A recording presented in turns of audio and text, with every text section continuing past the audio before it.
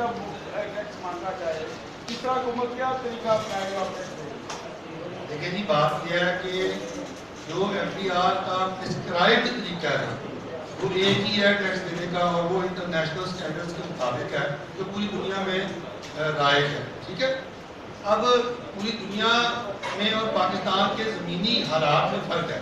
ہم نے ہمیشہ FDR سے یہ مطالبہ کیا ہے کہ جو ترقی یافتہ ممالک میں جس طرح ریٹرن دینے کا طریقہ کار ہے اس کو آپ کارپوریٹ سیکٹر تک اور بڑے تاجروں تک تو معقول ضرور کریں، لیکن چھوٹے تاجروں کے لیے آپ ایک نیا طریقہ کار وضع کریں جس میں منیمم ڈاکومنٹیشن ہو، آسان ہو، سہل ہو، اور اس کے اندر جو ہے تاکہ اس کی کمپلائنس ہو اور ہم اپنی قومی ذمہ داریوں کو پورا کرنے کے اہل ہوں. لیکن میں آپ کو مان صاحب ذمہ داری سے بتا رہا ہوں، میں 1996 سے پاکستان کا وہ تاجر ہوں، شاید باقی بھی ایسے ہوں ان میں سے کئی، جو چھوٹے تاجروں کی آواز تو بنتا ہوں لیکن اپنی ٹیکس کمپلائنس 100% کرتا ہوں، 100%.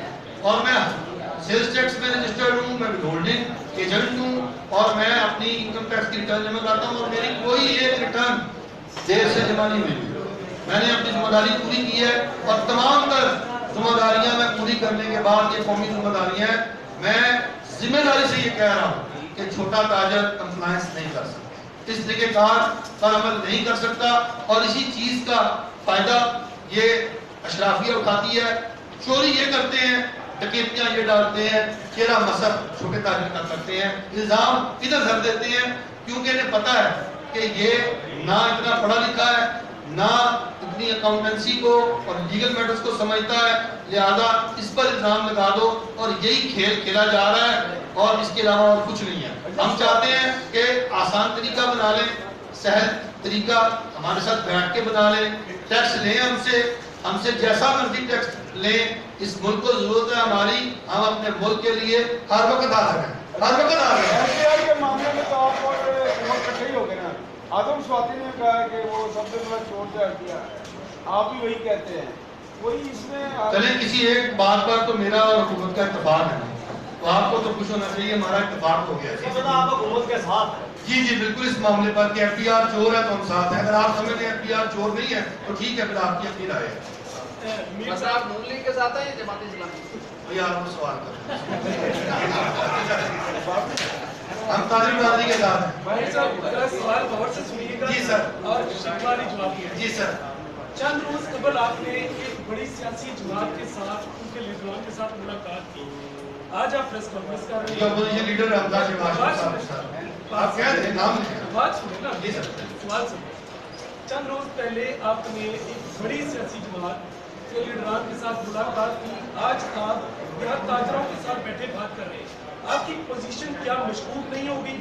کیا آپ پوزیشن کی زبان بول رہے ہیں یا تاجروں کے ساتھ ہیں؟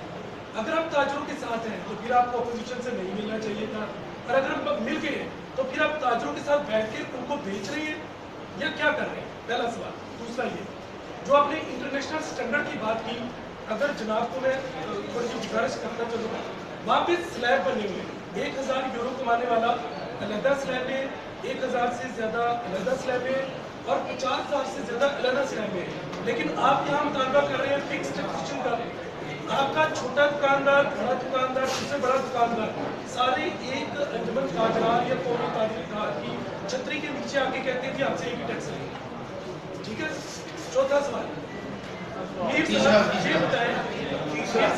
یہ بتائیں جیسے کہ لقمان صاحب نے کہا کہ آپ کے تاجر بھائی کیا چاہتے ہیں؟ کیا وہ کہتے ہیں کہ 1000 پہ ٹیکس لیا جائے تو اس کی کیٹیگری کیا ہوگی؟ وہ کس قسم کا بزنس کریں گے تو اس کے دوران 1000 لیا جائے، کس قسم کا بزنس ہوگا تو 2000 لیا جائے، اور کس قسم کا بزنس ہوگا کہ 3000 لیا جائے؟ یہ آپ ہی ڈیفائن کر دیں. بہت شکریہ. پہلی بات یہ ہے کہ آپ نے کہا کہ ہم نے اپوزیشن لیڈر پنجاب اسمبلی سے بات کی، ملاقات کی. میرا خیال ہے کہ یہ ہمارے لیے یہ شرم کا مقام نہیں ہے، حکمرانوں کے لیے اور اہل اقتدار کے لیے ڈوب مرنے کا مقام ہے کہ تاجر برادری جو ہے وہ اتنی تنگ آ گئی ان سے، وہ اور اتنی جو ہے وہ انہوں نے اتنا انہیں بیزار کر دیا کہ وہ ان کی طرف دیکھنے کے بجائے اپوزیشن کے پاس چلے گئے کہ ہمیں ریسکیو کریں. اور ہم آپ کو بالکل واضح کر دیں کہ ہماری تاجر تنظیمیں جو ہیں وہ اپنی غیر سیاسی حیثیت کو برقرار رکھنی ہے. اگر آج ہمیں حکومت جو ہے وہ تاجر مسائل پر بلائے گی اور ہم سے بیٹھ کے کوئی بات کرے گی تو ہم انشاءاللہ تعالیٰ ضرور کریں گے. آپ کو یاد ہے کہ جب جہانگیر ترین صاحب ہمارے ساتھ مذاکراتی عمل کا حصہ بنے تو ہم نے حکومت کے ساتھ معاہدہ کیا، ان کے ساتھ بیٹھے اور ہم نے دستخط بھی کیے.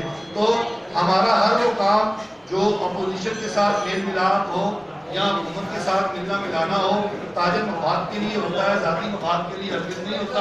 اور اس کام کے لیے حکومت پر جب وہ ہماری بات نہیں مانتی تو پریشر بڑھانے کے لیے ہم ہر حربہ استعمال کرتے ہیں اور آئندہ بھی کریں گے اور انشاءاللہ کرتے رہیں گے، کیونکہ ہمیں تاجر کا مفاد سب سے زیادہ عزیز ہے. دوسری بات آپ نے کی کہ تاجر جو ہے وہ سلیب ریٹ بنا ہوا ہے، یہ وہ سارا دیکھیں ریٹ آف ٹیکس پر بات نہیں ہو رہی. صدیق صاحب ہمیں اس طریقے کار پر جو ہے وہ اعتراض ہے جو ریٹرن جمع کرانے کا ہے. ہم منیمم ڈاکومنٹیشن چاہتے ہیں، ہم اس ڈاکومنٹیشن کے معیار پر پورا اترنے کی صلاحیت نہیں رکھتے. اور یہ اتنی پیچیدہ ڈاکومنٹیشن ہے. آپ تو نوکری پیشہ لوگ ہیں، آپ کا سورس پہ ٹیکس کٹا، آپ نے وہاں سے ایک کاغذ لیا، اپنے وکیلوں کا ریٹرن جمع کراؤ، آپ کی ذمہ داری ادا ہو گئی. ہمارا معاملہ ایسے نہیں ہے تاجروں کا. ہمیں پورا سال کاغذ جمع کرنے پڑتے ہیں، ان پٹ آؤٹ پٹ، یہ کٹوتی، وہ کٹوتی، یہ کاغذ، وہ کاغذ. ہمیں پورا کاغذوں کا پلندہ جو ہے وہ پیش کرنا پڑتا ہے اور اس کے نتیجے میں جب کبھی غلطی کوتاہی ہوتی ہے تو ہمیں سزائیں ملتی ہیں، ہمیں جرمانے ہوتے ہیں اور ہمارے آڈٹ ہوتے ہیں اور ہماری سکروٹنی ہوتی ہے.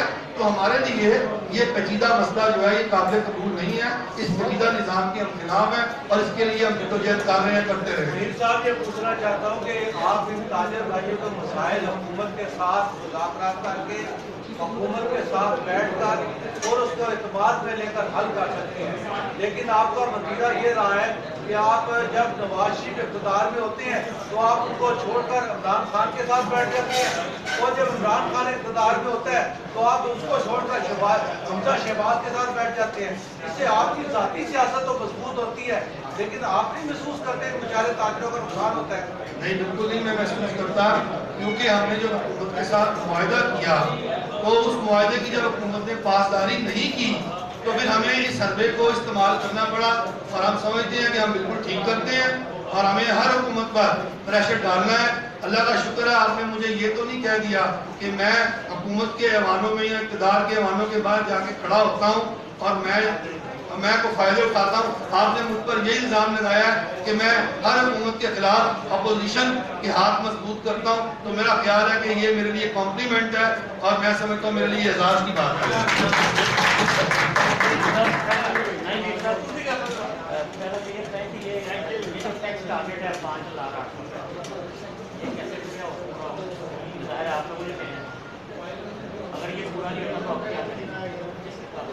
بات یہ ہے کہ جیسے ابھی سلیچر نے بات کی ہے، اگلی جو آپ کی صورت آتے ہیں وہ کس کے بارے میں اور آپ کیا سمجھتے ہیں کہ آپ سے بار بار نہیں مانے جاتے ہیں، تو آپ کی جو احتجاجی تحریک یا آپ کا جو احتجاج ہے کرنا ہے جو بھی ہے وہ آپ کب تک شروع کریں گے؟ جولائی سے شروع کریں گے یا جیسے بجٹ پاس ہوگا اس دن شروع کریں گے؟ تیسری بات یہ ہے کہ یہ جو آپ کے دوسرے دھڑے ہیں تاجروں کے، آپ ان کو بھی آن بورڈ لے رہے ہیں یا ان کے ساتھ بھی آپ کوآرڈینیٹ کرنا چاہ رہے ہیں؟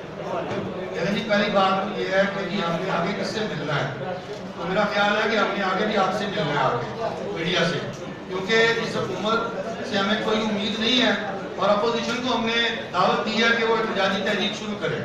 اگر اپوزیشن احتجاجی تحریک ان مسائل پر جو ہمارے تاجروں کے ہیں ان کو بنیاد بنا کر اور مہنگائی کو بنیاد بنا کر احتجاجی تحریک شروع کرے گی تو ہم اپوزیشن کو سپورٹ کریں گے.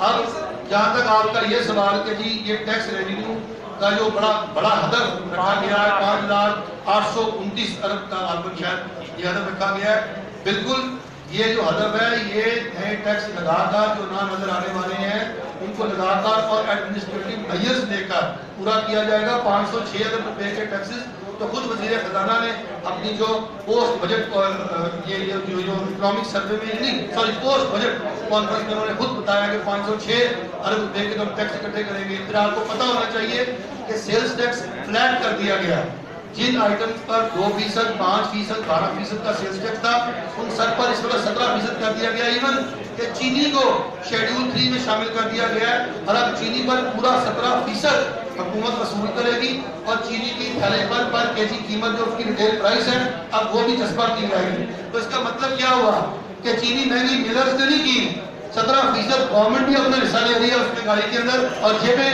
عوام کی لوٹ رہی ہے اور جیبوں پر ڈاٹا عوام کی گورنمنٹ آ رہی ہے. تو یہ 2 سوال تھے, کوئی اور بھی تھا. شکریہ. جی سر. مہنگائی کی بات کر کے بار بار مہنگائی ادھر ہونا رو گئی. ایک تاجر جو انویسٹمنٹ کرتا ہے, چینی کی ابھی آپ نے بات کی, وہ تو اپنے پروفٹ لاس کے اوپر ہی بیچے گا نا. اس کو 10 روپے کی کلو خریدی, اس نے 12 روپے میں سیل کرنی. تو تاجر کے اس سے کیا متاثر, تو عام آدمی ہوتا ہے, تاجر کے اس سے کیا متاثر. لیکن جی تاجر بھی تو صارف ہے نا. لیکن میں اپنا گھر نہیں چلا رہا, میں اپنا میرے بال بچے نہیں ہیں, میرے اخراجات نہیں ہیں. برادر بات سنیں, میں اور آپ ہم سب عام لوگ ہیں. ہماری آمدنیاں بڑی محدود ہیں, اور ہماری آمدنیاں محدود آمدنی میں جو یہ کمر توڑ مہنگائی ہے, اس نے تو ہمیں جو ہے وہ کہیں کا نہیں چھوڑا. تو کیا ہم آپ کے سامنے یہ رونا نہ روئیں؟ ہم تو آپ کی بھی بات کر رہے ہیں, تو آپ کو تو بلکہ ہمیں شاباش دینی چاہیے اور آپ کو خوش ہونا چاہیے کہ یہ تاجر جو ہے یہ خود غرض نہیں ہے, بلکہ وسیع قدر کے مالک ہیں. یہ ہماری بات بھی کرتے ہیں. میرا خیال ہے آئندہ آپ ہمیں ضرور اس پر کمپلیمنٹ یہ بتا دیں, آپ اپوزیشن کے ساتھ مل کر تحریک چلانے جا رہے ہیں. آپ کے ساتھ لاہور کی تنظیم نہیں ہوتی, آپ کے کہاں جو لاہور کے صدر اور جنرل سیکرٹری کی ہوتی ہے وہ کہاں ہیں؟